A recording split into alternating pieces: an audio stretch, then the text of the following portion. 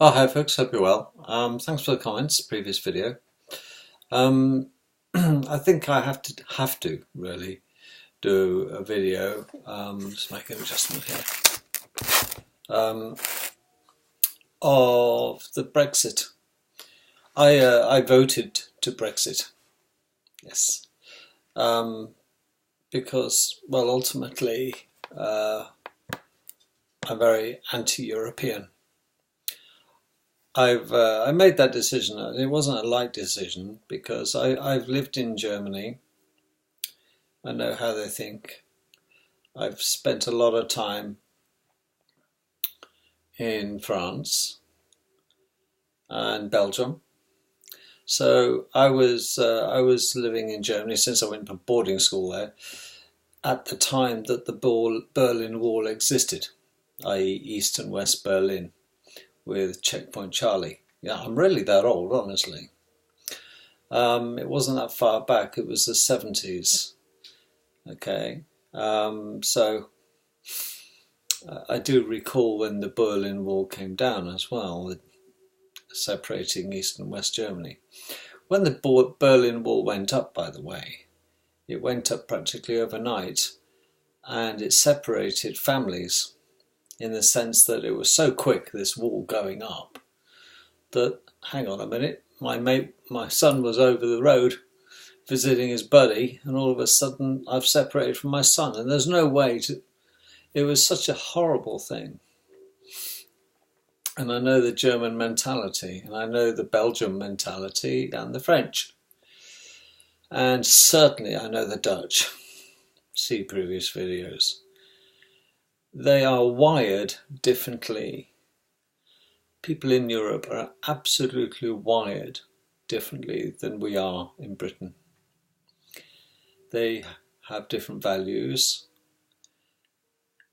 Chalk and cheese would be an understatement.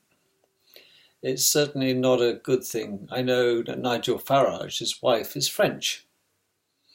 That must be difficult for him.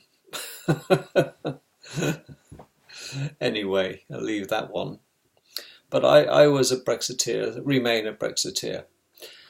But the positive results from the European election last night proved a point. And it proved that despite all the shenanigans going on with the Conservatives and the Labour Party, they simply don't listen and they don't want to read the writing on the wall. Because British people are not stupid, for the most part. Well, let's say 51% of them are not stupid. The other 49% are, well, what makes up if you look at the demographics of those who voted to remain, they're either young, okay, i.e. just new voters with little life experience, or they're on the take. That means they have a business interest in remaining in Europe. Because those people who are old enough to remember what life was like before we were involved in the European Union, before Ted Heath manipulated us into that big lie, and old enough to remember the Berlin Wall, do know and are fully cognizant of the fact that Britain has been an island and will remain an island. We think as islanders, and we are certainly not a collective. And we have a fabulous, fabulous history. We seem to forget that even in the Middle Ages, we would forget, wouldn't we, that Britain has actually had a war with France in the region of 130 times. We've had battles with France. They are not our friends, folks, the French, at all. So let's not make any, our European friends. There are no European friends. Because the French and the Germans and the Belgians and the Dutch, bearing in mind Dutch were the big seafarers in the 14th, 15th century, It was the Dutch, of course, that were dealing, quite frankly, with the slave trade. And it was all about the Silk Road. Yes, these are not squeaky clean people. And I don't suppose the British are either, quite frankly. But at one stage, you see, this pathetic little island we call Great Britain, we did have an empire. And sadly and slowly, it has been eroded. But the erosion has been caused by Europe. It's as simple as that. And why don't we realise what is good for us and what is bad for us? You know, if we have to realise that Britain is far better being single than married. It's as simple as that, and we must divorce ourselves, because there is life outside Holland, Germany, Belgium, France, Italy. Come on, we've got a whole world in which we can trade with, and we did trade with the whole world, didn't we? The East Indian Trading Company, of course we did. We were dealing with the Silk Road into China. We were selling them opium, quite frankly. And in return, we were getting nice silks and things, weren't we? And you cannot really say that Britain is not multicultural. It is. Goodness me, Chinese people have been in this country for a long time. We have Irish people in England, in Great Britain, of course we do. I know a lot of terrific Irish people, but I know some real jerks as well who are Irish. It very much depends. I know a lot of jerks who are British as well. But the one thing is for sure, we are one step closer. When and if not, it's not an if, it's when we actually divorce ourselves from these profiteers, these silent assassins. Well, they're not so silent now, are they? The ones that are panicking like hell at the moment, because we are going to set a precedent in the European Union. We are like the little boy who's got fed up of trying to put his finger in the dike and realises it's not going to happen. We're going to pull our finger out of that dike, and the floodgates will open, and there will be hell to pay when Britain comes out the European Union, Economic Union. I can't wait, personally, to see the demise of France, whose currency is in the shit. Italy is bankrupt. We've got Greece, God bless it, it's bankrupt. This is everything, you see. It's got the Midas touch in reverse, hasn't it? You remember King Midas, everything he touched turns to gold? Eh? Look what happened to him. Well, everything the Europeans touch turns to shit. Really, doesn't it? And if they threaten the Germans about being difficult, we'll just stop importing BMW cars or put a massive tax on them. We will. And we'll do it to the Citroën in France and the Peugeot in France. And we will stop taking Italian wine. Okay? You see, we can be bastards because British people, on the whole, are very nice when we're nice. But when we're not, we're horrid. That's true. Because there's only so much shit we're going to take. And that was demonstrated last night in the European elections, wasn't it? Enough is enough. We've told the government what the British people want now, en masse. And believe it or not, the Labour Party is finished.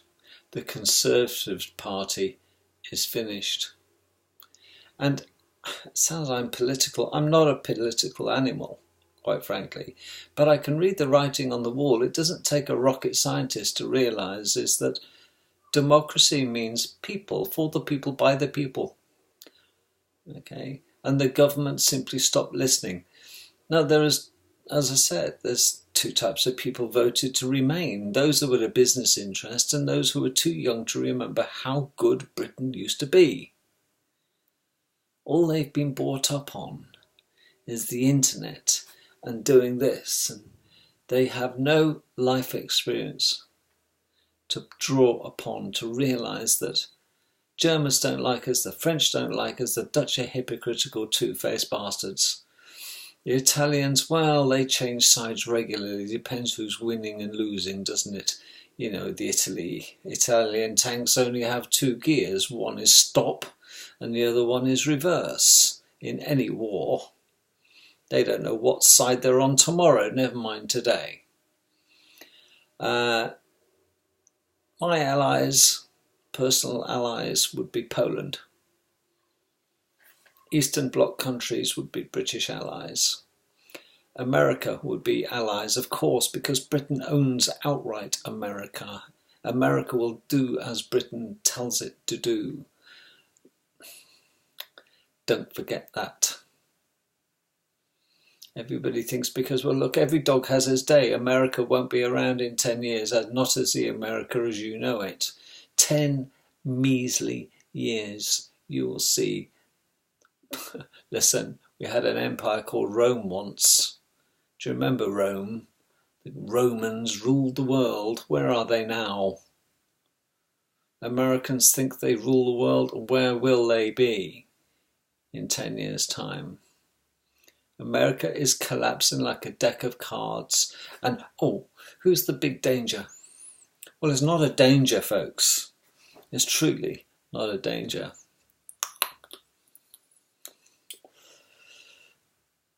Our friends, if only Britain would realise, are the Chinese. I'm not talking communists. Our trading partners, the ones we have to be cosy with, have to be China, because China is growing exponentially. We have to then invest in India a lot more than we've been doing. India's trade is going up and up and up, and the European Union seems to think that we won't survive without them. Well, I think we should give it a try, don't you? Because this marriage between the Europeans and Britain just simply isn't working. And we will get when we do eventually Brexit, we will actually take our fishing rights back in this country. We will keep our border control, our language control. We won't be dictated to by how many people we can allow to immigrate into this country from any country. I don't have a problem with Germans coming here to work, or the French, quite frankly, or the Belgians. I don't have a problem with individuals coming here. But I have a problem with countries trying to undermine our sovereignty and taking away our right to control our own borders, language and culture. Personally speaking, I would ban the burqa in Great Britain. Absolutely reverse the decision on halal meat instantly, overnight. I would limit the number of mosques that were built. How many mosques do these people want?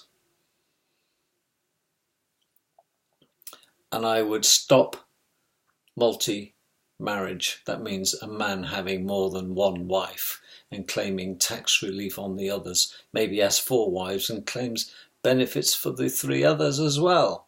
No, no, no. 1 wife, 1 marriage, 1 man. It's very simple. You want to come to this country, you will comply by its laws, not the law of Islam. Otherwise, we end up with an invasion on our hands, not an immigration.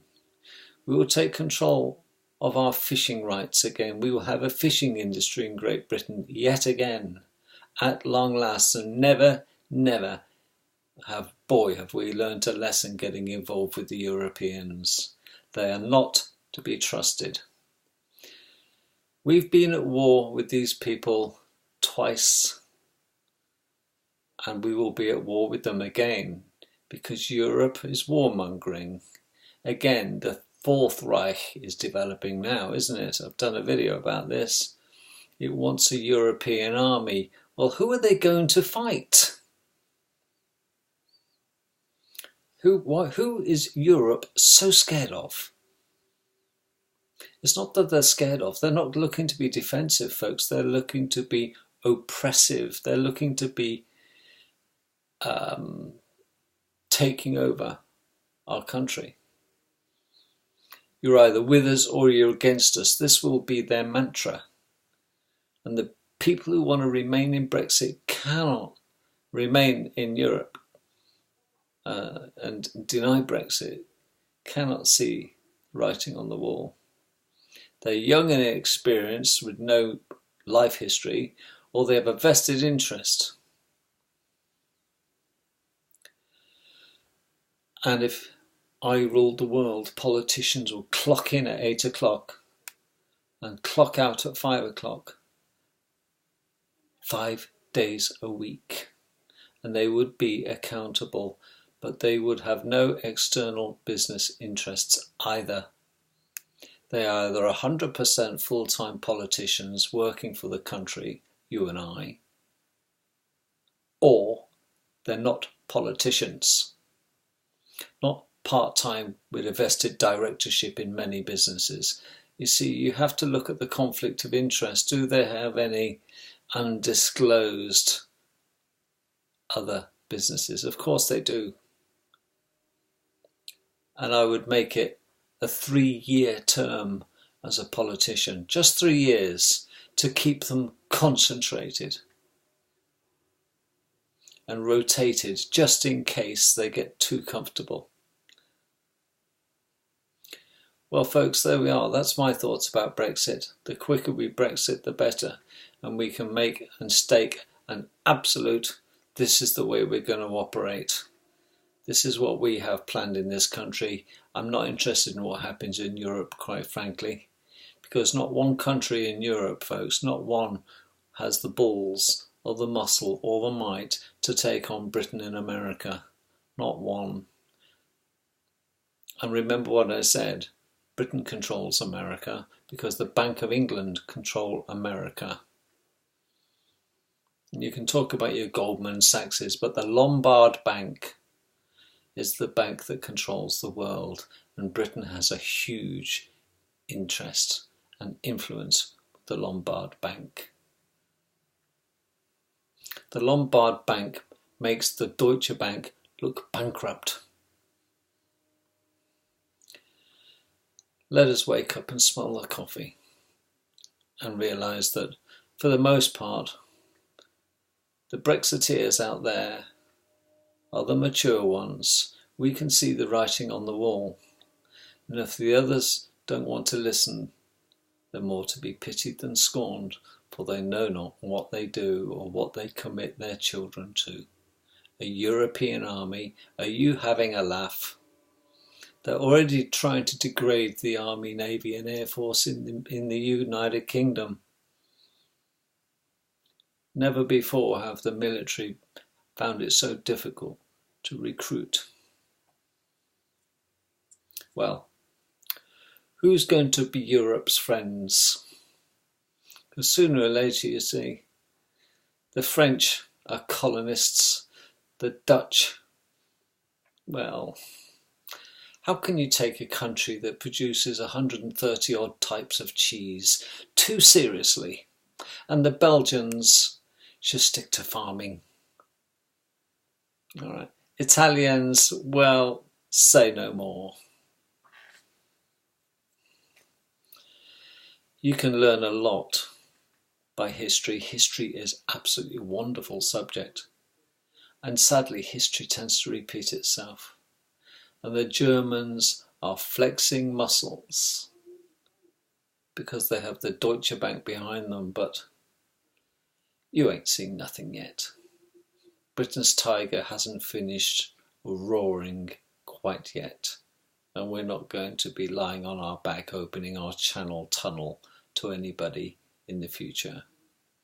I would shut the Channel Tunnel.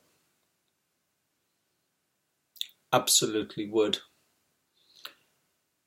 And encourage that all freight, all commerce is done via the air.